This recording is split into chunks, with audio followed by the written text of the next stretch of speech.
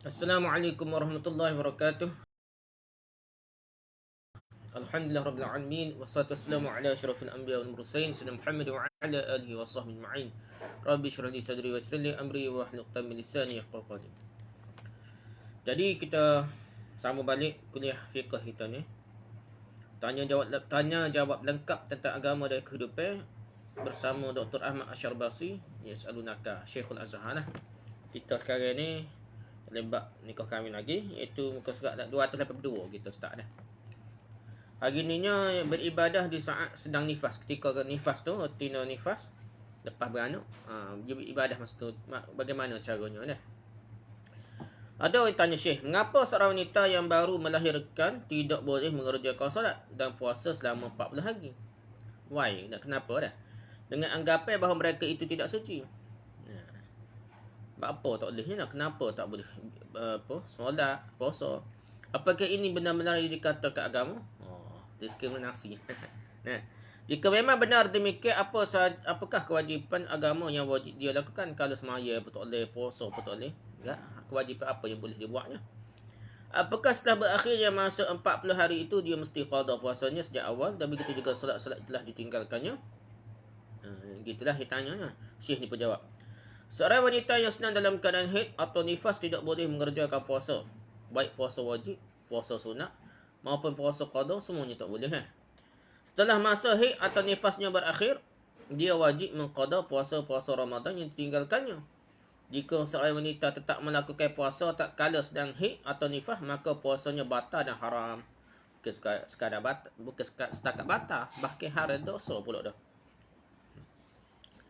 Apa? Kerana dia buat benda yang dilarang lah.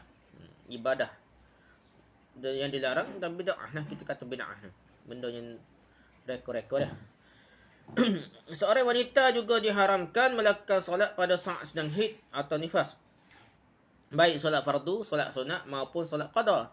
Namun dia tidak perlu mengqada solat-solat ditinggalkannya pada masa haid atau nifas. Kerana banyaklah 5 darab 7 kira 35 waktu lah. Benda agama ni ada sifat logik tu, realistik tu ada dah. Ni bahaya puasa puluh-puluh tahun nak suruh qada. Semaya tinggal puluh-puluh tahun nak suruh qada. Jadi benda tu tidak realistik. Hak haid dan nifas ni 7 hari tu, kalau kita nak kiyah 3 dia apabila dia lebih daripada 35 waktu nak qada, jadi seolah mustahil dah lah. Benda agama ni dia tak akan suruh benda yang seolah mustahil dah. Hal ini didasarkan kepada perkataan Siti Aisyah radhiyallahu anha mengenai darah haid. Jadi maksudnya yang demikian itu, yang darah haid telah menimpa kami pada masa Rasulullah SAW. Lalu kemudian Rasulullah SAW memerintahkan kami untuk mengqada puasa, namun tidak memerintahkan kami untuk mengqada solat. Nabi suruh qada puasa tapi tak suruh qada solat. Sayyidah Aisyah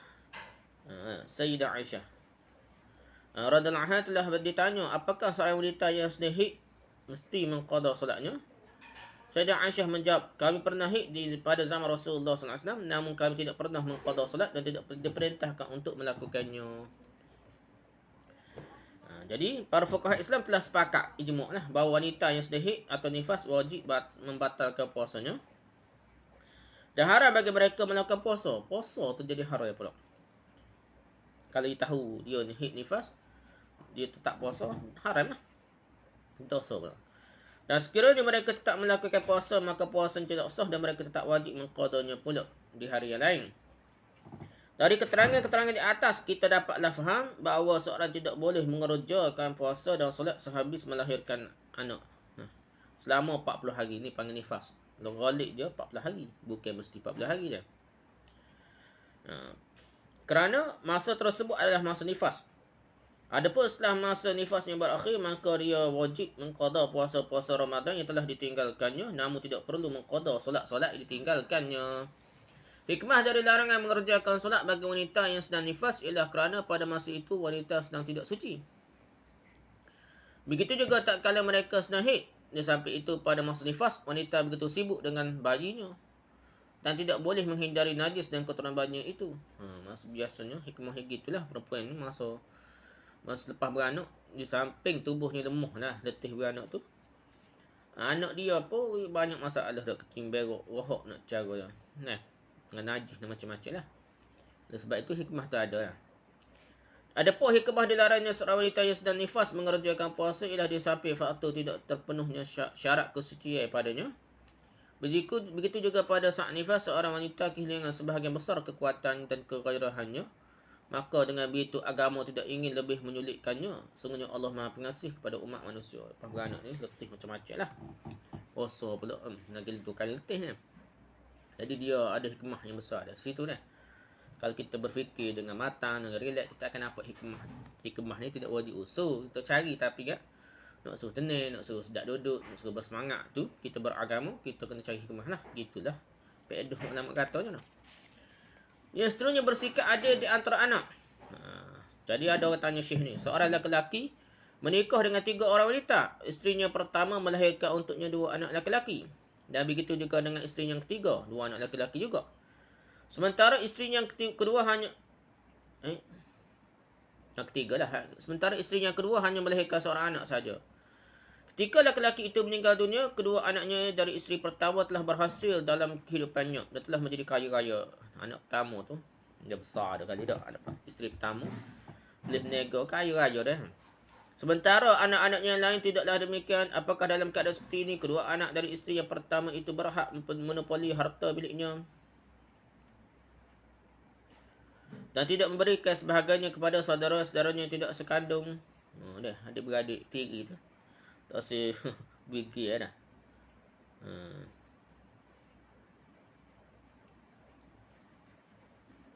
Harta milik apa dia? Harta milik pok dia kali tak? Tak apalah kita baca dah. Allah SWT telah menciptakan manusia dan telah menetapkan rezeki bagi setiap hambanya. Tu asah dia. Jangan kita buat hujah. Rezeki Allah tetap dah. Pakai tak usaha dah. Ataupun curi pun tak apa. Rezeki. Rezeki memang rezeki dah. Tapi kita ni disuruh ikhtiar. Benda hak rezeki haram, rezeki halal tu, kita wajib ikhtiar. Hakikatnya, benda hak hakikatnya Allah dia tahu kita di syurga neraka Allah tetap dah kan. Tapi bukan benda tu kita nak fikir dah. Benda tu tak siapa otak kita, Allah tak jadikan otak kita untuk fikir benda gitu. Fikir pada pasal zat Allah. Punya fikir tu jadi menafikan banyak sifat-sifat Allah SWT sebab benda kita tak boleh nak memikir tu. Kita lah ni bicara quantum physics lah ni. Zaman lah ni bicara quantum physics. Bicara lah ni macam mana kelajuan nak buat aerospace ni, kapal angkasa, kelajuan yang lebih laju daripada kelajuan cahaya. Begitu juga tarikan graviti. Tarikan graviti konsep macam mana sehingga boleh tarikan antara bumi dengan bulan, atas dengan bulan. Orang dia fikir waktu pun pening kepala, dah sakit kepala. Benda tu mudah padahal tu. Dulu Albert Einstein duk suruh EMC kuasa 2. Kuasa tenaga nuklear dah. Cahaya kelajuan cahaya tu jadi kiraan dalam kiraan kehilangan jisim menyebabkan terhasilnya tenaga yang kuat. Tenaga nuklear lah, bom atom, bom nuklear dah. Waktu tu suhu patah langit pada benda tu biasa baru dah.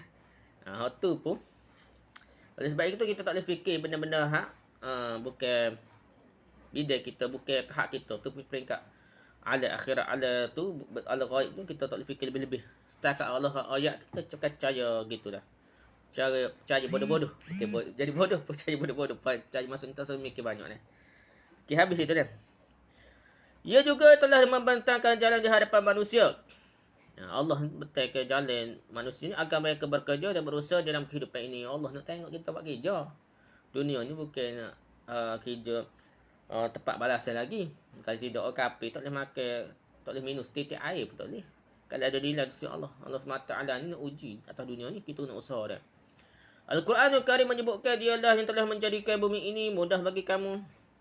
Maka berjalanlah di segala penjurunya dan makanlah sebahagian dari rezekinya dan hanya kepadanya lah kamu dibangkitkan. Surah Al-Mulk ayat 15. Kepada Allah SWT. Kepada Allah SWT semuanya kita akan dikembalikan, akan disoal jawab, akan di soal selidik macam-macam lah benda hak kita buat atas muka bumi dulu lah. Umur setiap makhluk berada di tangan Allah SWT. Terkadang manusia berharap sekali untuk tetap hidup, namun kematian pasti akan menjemputnya. Allah SWT berfirman dalam Al-Quran bermaksud di mana sahaja kamu berada, kematian akan menjemputmu. Walaupun kamu berada dalam benteng yang tinggi dan kokoh. Surah An-Nisa 78. Tak ada manusia kekal abadi. Tak cerita hak cerita Nabi Khadir ke apa tu, karut lah dah. Tak, benda tu boleh mudah dieksploitasi oleh syaitan iblis untuk menipu manusia. Jangan kita tak percaya. Kalau memanglah mungkin tidak mustahil, tapi dalam Quran sebut Nabi Nuh tu 950 tahun tu Allah nak suruh dah tu hebat dah. Tiba-tiba kita nak ambil benda hak logik dah. Beribu-ribu tahun Nabi Khadir. Ada kata start Nabi Nuh lagi dah. Oh, lama dah. Tak usah dah. Dalam zaman Nabi Musa je. Sekat tu pada dah. Tapi bukan begitu cara sepatutnya orang beriman, orang berislam ni berfikir. Okey, lepas tu pada ayat-ayat lain Allah SWT juga berfirman, dan tiada seorang pun yang dapat mengetahui dengan pasti apa yang diusahakannya esok. Dan tiada seorang pun yang dapat tahu di bumi manakah dia mati. Sesungguhnya Allah Maha tahu lagi Maha mengenal. Surah Al-Luqman ayat 34. Dengan penjelasan tersebut kita dapat memberikan jawapan terhadap pertanyaan di atas berdasarkan pemahaman dari pertanyaan di atas. Lelaki yang telah meninggal dunia itu telah menikah dengan 3 orang wanita dan umurnya terus berlanjut sehingga dia dapat mendidik kedua anaknya yang berasal dari isteri yang pertama untuk boleh berdikari dalam menjalani kehidupan. Dan akhirnya dengan kerja keras yang tidak mengenal lelah, kedua anaknya, anak daripada isteri pertama tu dapat menjadi kaya. Setelah itu baru lelaki itu meninggal, sementara dia juga masih mempunyai anak-anak lain dari isterinya yang kedua dan isterinya yang ketiga. Berkenaan dengan harta warisan yang tinggalkan lelaki itu, maka harta warisan itu mestilah dibahagikan pada semua anak-anaknya, baik yang besar maupun yang kecil. Jadi tak kira besar kecil. Kaya miskin ke apa pun, dia kena bagi ikut faraid lah, ikut hak telah ditetapkan oleh Allah SWT. Dan juga ahli waris yang lain pun berhak terima menurut ketentuan yang telah ditetapkan oleh agama, tanpa memperhatikan usia, apakah sudah dewasa ataukah masa kecil, kena bagi belakang. Kerana pembagian warisan adalah sesuatu yang telah Allah SWT tetapkan, itu ilmu faraid lah. Jika anak-anak dari isteri yang kedua dan ketiga itu tetap fakir miskin lagi, walaupun telah diberikan bahagian harta warisan mereka, harta saka tu bagi dah, adil dah. Maka saudara-saudaranya yang kaya wajiblah memberikan nafkah kepadanya. Jangan lepas tangan. Dah adik-beradik besar, walaupun adik-beradik tiri dah. Adik-beradik tiri pun adik-beradik kita juga, pok sama dah. Kita kena ada sifat manusia, kasih sayang, berfikir. Jadi sepatutnya kena beri. Baik mereka itu saudara kandung maupun bukan saudara kandung, pemberian nafkah tersebut wajib dilakukan oleh mereka yang mampu kepada mereka yang tidak mampu, sehingga adik-adiknya itu mampu menghasilkan nafkah untuk mereka sendiri. Bimbing dia, nak moleknya bukan beri nafkah saja, bimbing dia supaya dia boleh berdikari, sehingga boleh kerja sendiri. Kalau tak kaya pun boleh berdikari sendiri dia. Sekiranya kedua anaknya yang paling besar dan kaya itu memberikan bahagian warisannya kepada adiknya yang tidak mampu, tentunya itu bagus sekali. Dia berhak terima. Hak molek dia terima dulu, suruh napuk macam harta fasak, beri pula ke adik dia. Muka dia kaya dah, tak perlu lah duit harta saka pok dia, muka dia kaya dah. Allah memberikan petunjuk kepada siapa saja dia kendakinya kepada jalan yang lurus. Gitu keadaannya. Lepas tu mengasuh dan memberikan nafkah anak. Ada orang tanya, seorang lelaki menikah dengan seorang perempuan dan kemudian isterinya melahirkan seorang anak perempuan. Setelah setahun lelaki itu menceraikan isterinya, lalu keluarga pihak isteri menuntut belanja pengeluaran isteri sebelum talak selama 4 bulan. Dan juga belanja pengeluaran, maksudnya nafkah anak perempuannya itu dah.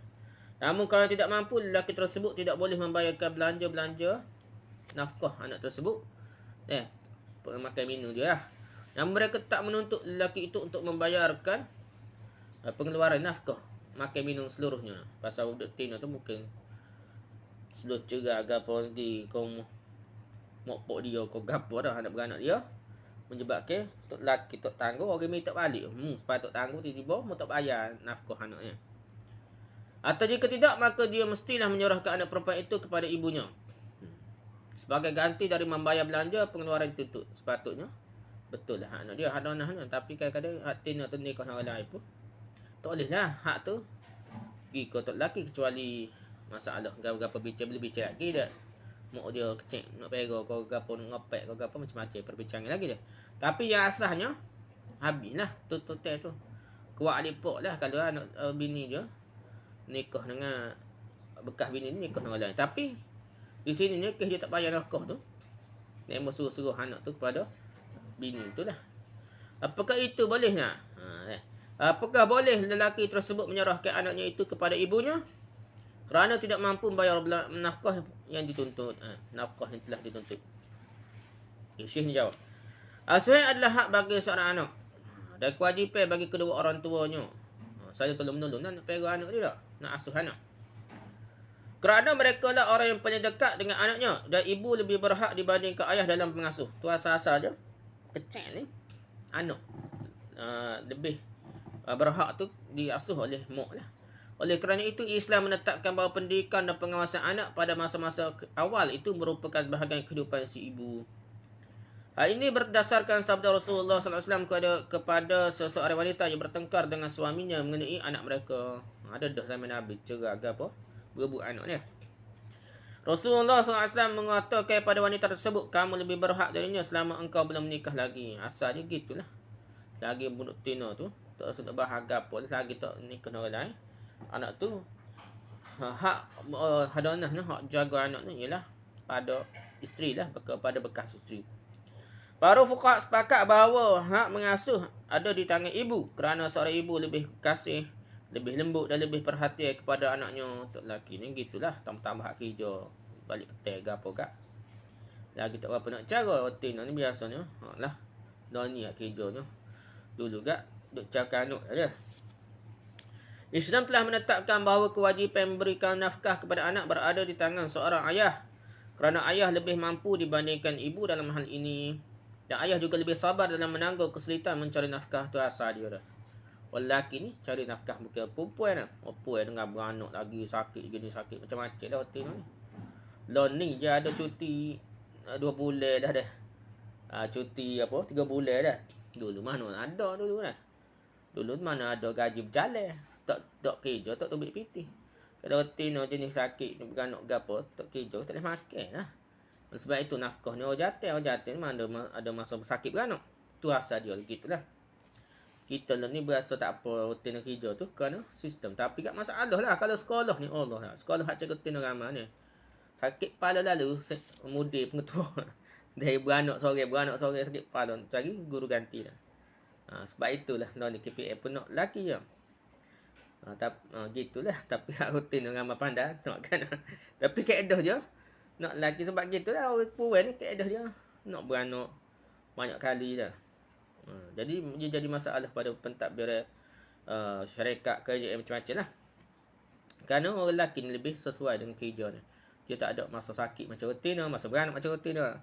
Oleh kerana itu, Islam menetapkan bahawa setelah anak, baik anak lelaki maupun anak perempuan melewati masa asuhan, anak tersebut mesti mengerti bapaknya selama bapaknya itu layak untuk itu. Jadi habis masa asuhan tu, besar dia kali besar mana dah ni tak ajak dah. Jadi biasanya pok ikut pok lah dah. Pok ni boleh didik dia. Kalau cara zaman dulu ni tahulah tak cara mana pasal kerja lain. Dulu orang buat kerja, sekarang anak-anak dia ajak buat kerja dah. Kebun lah ke apa. Nanti besar baru reti kebun dah. Tu cara dulu lah. Kebanyakan fuqaha berpendapat bahawa seorang ayah tidak boleh menolak anaknya itu ikut dengannya. Kerana itu suatu kewajipan yang telah ditetapkan atasnya. Jadi tanggungjawab gapo-gapo ni anak. Anak dia tu. Jadi pok je tanggung. Walaupun cerai ni kau lain pun sebenarnya anak dia pok lagi. Pok hak asal tu wajib tanggung. Namun sebagai ulama mazhab Hanbali berkata jika seorang ayah menggugurkan hak asuhannya maka hak asuhan itu berpindah pada orang lain. Kalau gugur dia janji ataupun anak tu duduk mak dia. Jadi mak dia pun setuju nak pegang anak dia, nak beri nafkah. Lepaslah hak tanggungjawab poknya. Tapi asal-asal dia lagi tak setuju gitu, tanggungjawab tetap atas bapak dia dah. Walaupun cerai dah gapo dah. Jika seorang ibu menolak mengasuh anaknya kerana miskin suaminya, maka gugurlah haknya untuk mengasuh. Jadi kalau pok tu miskin, pun saat ni tanya, pok tu miskin nak pegang anak betul ni? Tak ada lah hak tok lelaki dia tu. Apalagi jika ditemukan seorang wanita lain yang layak untuk mengasuh anak tersebut dan itu dia lakukan dengan sukarela dah. tahu dah siapa dia buat dara dia ke siapa dia. Tu kan. Jika isteri menuntut nafkah untuk anak dan si isteri masih berada dalam tanggungan suaminya, maka bila saja hukum mengenai hal itu keluar, maka hal itu menjadi hutang bagi suami. Jadi hak tadi 4 bulan ke. Bahkan masa lepas cerai pun, selagi dia dalam masa iddah, dia tak perlu keluar rumah pun tak perlu balik dan keadaan hasal duduk di rumah dia lah. Bahkan tok lelaki dia mesti pergi pergi makan minum. Tapi kita lah ni bal sungguh. Dia cerai kat hamba habis habis klik dah rumah pok atin dah. Benda tu dia jadi tidak waras tidak berdasarkan syariat atas sentimen dan emosi yang melampau menyebabkan tak jadi gitulah. Asalnya bukan nafkah masa je masih suami isteri, lepas cerai pun masih lagi selagi dalam iddah. Jika suami tidak mampu membayar belanja nafkah tersebut, maka dia mesti membayarnya tak kala mampu. Jadi berutai lah. Mak gana dia pandai nikah, pandai. Dia pernah kira lah. Kira berutai lah. Dia bayar lepas ni. Tidak ada alasan bagi suami untuk tidak menyerahkan anaknya di bawah pengasuhan isterinya selama isterinya itu layak untuk itu. Jadi dia tak layak tu. Bayar nafkah hak dulu betul boleh. Nak pergi hak baru, tak tahulah. Nak jaga budak ni nak. Dia harap ke pok je gini lah. Jadi kena serah kemuk lah. Jenis tak boleh harap, tak lelaki ni tak buat kita buat, kita kata dah. Baik penyerahan anaknya itu berdasarkan imbalan maupun tidak. Kalau macam serah asuh tu, nak bayar ke apa. Namun yang perlu diperhatikan ialah ibu lebih berhak dalam mengasuh anak dibandingkan ayah. Itu asal-asal dia. Selagi tak menikah tak lelaki lain. Memang betul mak lah paling berhak ni. Lalu mengapa sang ayah mengambil anak perempuannya itu dari isterinya? Tak boleh ambil lah anak perempuan kan anak lelaki ke tak boleh berlaku. Memang hak mengasuh ni kecil ni untuk ibu dah. Mungkin berlaku kebiasaan khusus yang menuntut hal itu, namun diberikan hukum tentang masalah ini sudahlah jelas, iaitu isteri ataupun ibu lebih berhak menjaga anaknya. Lelaki meniru wanita dalam memakai emas. Ada orang tanya Syekh, jika seorang lelaki mengenakan kalung emas yang bertuliskan salah satu asma Allah Azza wa Jalla, nama Allah, kalung emas nama Allah, lelaki pakai dah. Bagaimanakah pandangan agama mengenai hal ini? Bagaimanakah pandangan anda mengenai lelaki yang memanjangkan rambutnya sebagaimana dilakukan oleh kaum wanita dan serupa dengan dilakukan oleh sebahagian pemuda di Eropah yang dikenal dengan kaum hippies. Ni set-set orang rock ni hippies ke apa ni, rambut panjang dah. Ada Syekh ni jawab, agama Islam mengharamkan kaum lelaki mengenakan emas kerana demikian itu menyerupai kaum wanita. Rasulullah SAW telah bersabda, mafhumnya telah diharamkan pakaian sutera dan emas bagi umatku yang lelaki, namun dihalalkan bagi umatku yang perempuan. Dalam hadis lain, Rasulullah SAW bersabda, barang siapa yang beriman kepada Allah di hari kiamat, maka janganlah mengenakan pakaian sutera dan emas. Sutera yang dimasukkan adalah sutera yang 100% sutera murni dari alam dan bukan sutera sintesis. Ada setengah tu dia buat campuran kimia-kimia, ia jadi macam lebih kurang bentuk yang nipis tu macam sutera. Jadi tak panggil sutera walaupun kata berbuh nama sutera pun kerana dia tu tidak berdasarkan sutera sungguh lah. Kelompok yang dituju oleh hadis yang terakhir ini adalah kaum lelaki, bukan kaum wanita. Imam Ali radhiyallahu meriwayatkan bahawa Rasulullah SAW memegang sutera di tangan kanannya dan emas di tangan kirinya. Sutera boleh pegang, bukan nak najis dia, walaupun kata hari pakai apa dia pegang. Nabi pegang sutera alik kanan, alik kiri itu emas. Dan kemudian mengangkat keduanya seraya berkata, sungguhnya dua benda ini diharamkan bagi kaum lelaki dari umatku. Nabi kata haram. Hadis yang lain mengatakan emas dan sutera haram bagi kaum lelaki umatku, namun halal bagi kaum wanita umatku. Dari sini dapatlah kita fahami bahawa seorang lelaki mengenakan kalung emas di lehernya adalah sesuatu yang diharamkan oleh syariat Islam. Kerana syariat Islam mengharamkan seorang lelaki mengenakan cincin yang terbuat dari emas. Telah diriwayatkan dari Imran bin Husain dan Abu Hurairah bahawa mereka berdua telah berkata, maksudnya Rasulullah SAW telah melarang kami memakai cincin yang terbuat dari emas, mengenakan pakaian qis, dan membaca bacaan Quran tatkala rukuk. Baca Quran ketika rokok ni tak boleh. Dan sujud. Ni jelas ni nak ada setengah tu. Ada Syekh tarik. Syekh ni suhu lepak kita ni nak. Syekh ni nak. Tapi dia tarik tasawuf lah. Dia buat darah hadis masalah dia buku darah hadis kita pun pelik dah. Tapi tasawuf kuat dah. Tarik je.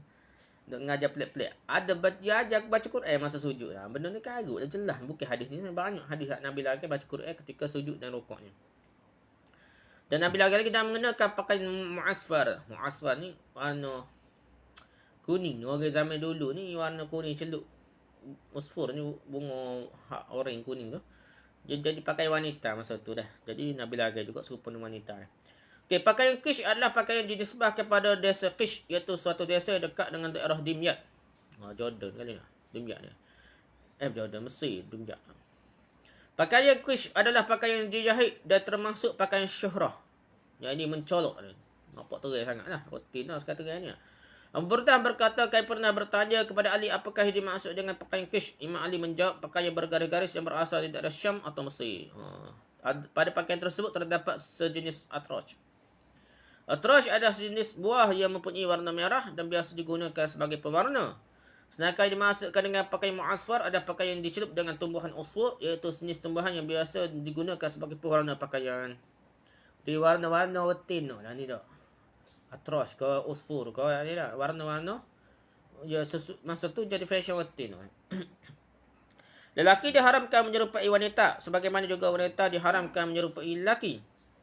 Hal ini didasarkan pada hadis yang diriwayatkan oleh Ibn Abbas, di mana Rasulullah SAW melaknat wanita yang menyerupai lelaki dan lelaki yang menyerupai wanita. Rasulullah SAW bersabda, keluarkanlah mereka dari rumah-rumahmu. Nabi suruh perambak ni. Jangan duduk rumah perempuan ni. Jangan pegang lah. Lelaki jadi puai jadi lelaki dah. Benda ni bahaya, mendatangkan laknat Allah SWT. Bila-bila gitu-gitulah nak. Tapi lah pendekatan dakwah satu perkara dah. Tapi kaedah asalnya kena royak dulu nak Allah tu besar. Supaya orang hak tak terjebak lagi, tak boleh terjebak. Orang hak boleh undur balik, taubatlah. Cepat-cepat. Lepas tu, dakwah nak suruh dia hak mana ada lebih-lebih lagi tu, kena ada kreativiti lah dalam dakwah. Tapi secara asal ada royak ni nak Allah. Di sini memerintahkan kita untuk menjauhi perbuatan seperti itu. Dalam hadis yang diriwayatkan oleh Abu Hurairah, Rasulullah SAW melaknat lelaki yang mengenakan pakaian wanita dan wanita yang mengenakan pakaian lelaki. Siti Aisyah radhiyallahu berkata, Rasulullah SAW melaknat para wanita yang menyerupai lelaki. Maksudnya, menyerupai dalam bentuk pakaian dan penampilan. Namun jika mereka menyerupai lelaki dalam bidang ilmu, keutamaan dan agama, maka hal itu baik sekali. Tapi kalau mengaji ilmu lebih, apa tak ada masalah ya. Mengaji sains, kedoktoran, apa. Beda-beda agama, beda lain pun. Kalau dia serupa lelaki dari segi itu, tak apa. Segi penampilan zahir dia lah. Pakaian dan sebagainya lah. Abdullah bin Amr pernah melihat seorang wanita berjalan dengan cara jalan lelaki. Kemudian dia bertanya, siapakah wanita itu? Seorang menjawab, itu adalah Ummu Sa'id binti Abu Jahal. Anak Abu Jahal. Lalu Abdullah bin Amr berkata, aku telah mendengar Rasulullah SAW bersabda, mafhumnya bukanlah dari kami perempuan yang menyerupai lelaki dan juga bukan dari kaum lelaki yang menyerupai perempuan. Rasulullah SAW juga pernah menolak seorang lelaki yang menyerupai perempuan, di mana lelaki itu mewarnai kedua tangannya dan kedua kakinya dengan zat pencelup tangan ni tak. Ukir-ukir tangan dengan pencelup apa kata inai kita kata dah. Kalau serupa puai nampak corak tu tak boleh lah dah. Hal yang sama pernah dilakukan oleh Umar kepada seorang lelaki lain yang merupakan dirinya dengan wanita. Dari penjelasan yang telah dikemukakan, dapatlah diketahui bahawa haram hukumnya lelaki menggunakan emas, mengenakan pakaian mirip dengan pakaian wanita, dan menyerupai wanita dalam profil dan penampilannya secara zahir. Misalnya dengan cara memanjangkan rambutnya. Kalau rambut dia buat panjang macam rutin, tak boleh lah. So lagi kalau tak dikata hipis tu, haram hotel so dah harapkan tiru kape yang fasik so lagi lah. Tapi gitulah. Tapi setengah orang ni yang marah orang baru tepek gambar artis, gambar apa main bola ke apa, kata haram yang marah anak dia tepek gambar lah main bola ke apa. Dia tepek gambar Tok Guru. Sebenarnya lebih haram, lebih besar dosanya tepek gambar Tok Guru. Kerana setengah orang yang anggap tengok Tok Guru tu boleh pahala gambar Tok Guru tu. Nak jadi berhala dah. Lepas tu boleh berkak pula rumah dah. Kadang-kadang boleh tolak bala, minta ajak setengah tu. Gambar Tok Guru jadi Hindu dah. Jadi, tak jadi syirik gambar tu kecuali tokoh yang dipuja, diagungkan dah. Kita nak faham tu jangan terbalik. Setengah tak marah. Gambar-gambar lain. Gambar Tok Guru tak apa dia kata. Dia kata cinta lah, cinta Tok Guru molek. Tapi masalahnya jadi pengagungan. Pengagungan tu yang paling dilarang oleh agama, oleh syaraknya. Faham sudah? Okey. Rambut panjang pun Nabi pun rambut panjang, tapi cara rambut panjang tu nampak supotin tu dah. Pakai serban kau nampak lain lah. Kalau buat serupa dengan tin tu, cara protein tu, memang tak boleh lah dah. Okey, wasiat kepada anak. Ada orang tanya Syekh ni, saya punya seorang pak saudara yang telah meninggal dunia beberapa tahun yang lalu. Pak saudara saya, paman saya itu telah berwasiat bahawa sepertiga harta peninggalannya diberikan kepada anak-anak lelakinya. Dia wasiat juga dah. Ketika meninggal, pak saudara dia mempunyai 3 orang anak lelaki yang telah menikah. Dan 1 orang anak lelaki yang belum menikah. Kemudian anak yang belum menikah itu berlangsung ke pernikahan setelah wafatnya pak saudara dia tu. Dan mempunyai beberapa anak, sementara harta peninggalan pak saudara belumlah dibahagikan lagi. Apakah cucu-cucu lelaki dari anak terakhir itu mendapatkan bahagian wasiat telah diwasiatkan pak saudara dia? Ada hak nikah ke dia. Syekh ni jawab. Yang dapat difahami dari pertanyaan di atas ialah bahawa paman saudara penanya telah berwasiat hanya sepertiga hartanya diberikan kepada para anak lelakinya. Dengan begitu, wasiat tersebut hanya ditujukan kepada para anak lelakinya dan dibahagikan di antara mereka secara sama. Sesuai dengan nas wasiat telah dikatakan musi, orang beri wasiat tu. Tidak ada perbezaan di antara anak lelaki yang sudah menikah dengan anak lelaki yang belum menikah. Adapun cucu lelaki, dari anak yang keempat tidak berhak sedikit pun menerima bahagian dari wasiat. Cucu lelaki tak ada kaitan lah. Anak siapa-siapa pun tak. Kerana ayah mereka telah mengambil bahagiannya. Jadi sekat lah. Kepala banyak gapa sekat dah. Jika ayah mereka wafat, maka baru mereka dan para ahli waris lainnya mengambil bahagian masing-masing sebagaimana telah ditetapkan oleh syariat. Alasannya kerana pak saudara dia, paman saudara penanya, hanya berwasiat bagi anak lelakinya saja, namun tidak bagi cucu lelakinya. Perlu kami ingatkan bahawa si pemberi wasiat telah melakukan kesalahan sekiranya hanya berwasiat untuk anak lelakinya saja, namun tidak untuk anak perempuannya. Kerana langkahnya demikian tidak sejalan dengan persamaan yang harus dilakukan terhadap semua anaknya. Tentunya ini akan menimbulkan rasa iri dan dengki pada sebahagian anaknya yang seharusnya perlu kita hindari. Dan Allah memberi petunjuk pada jalan lurus kepada siapa sahaja yang dikendakinya. Hak monetnya ikut tu lah faraid. Faraid ni selesai masalah habis. Balah. Cekoh tak ada lah dah. Kata siapa dia suruh ni? Allah lah. Bukan abang, bukan orang ni dah. Jadi Allah suruh ikut faraid. Selesai dah. Ada benda-benda yang kita kata payah nak bagi tanah ke apa kau, kita kata boleh bincang lah mana-mana. Bincang boleh bagi sama rata ke. Tapi asal dia kena ikut faraid lah. Tanah ke apa kalau tidak jadi masalah. Kalau masalah boleh sama rata. Bincang. Hak lain tu kira. Boleh bincang bagi boleh bincang lah. Tapi jangan perusahaan ni lah beri anak lelaki. Anak tinah. Nak mana dah. Lepas tu. Macam-macam. Lepas tu kali kira faraid ada dah. Oh ni berhak. Ni berhak. Ni berhak. Kalau nak beri 1/3 tu bukan pada ahli warisnya. Hak berhak terima saka tu dah. Hak terima apa pakai ashabul furuq ke gapo bukan hak tu. Tapi orang kena pada orang ya. Tak boleh saka dia. Cucu ke ataupun pondok ke gapo bolehlah kita bisa saka dia. Tu baru kita 1/3. Hak paling maksimum 1/3 tu hak benda orang yang tak boleh terima harta faraid lah. Ada terima faraid kat boleh kata nak suruh beri 1/3 gapo ada dah pembahagiannya yang telah Allah tetapkan. Kita pakai apa suruh hak tu lah. Cuma kalau nak beri lagi 1/3 tu kepada orang miskin mana, anak yatim, pondok, ke ataupun orang susah, anak beranak hak susah, beri sebahagian lah duit dia banyak ni kepada anak beranak yang susah. Waktu boleh lah. Waktu boleh. Wallahu a'lam. Subhanakallah bihamdika, subhanakallah bihamdika, subhanakallah bihamdika, la ilaha illa anta, astaghfiruka wa atubu ilaik. Assalamualaikum warahmatullahi wabarakatuh.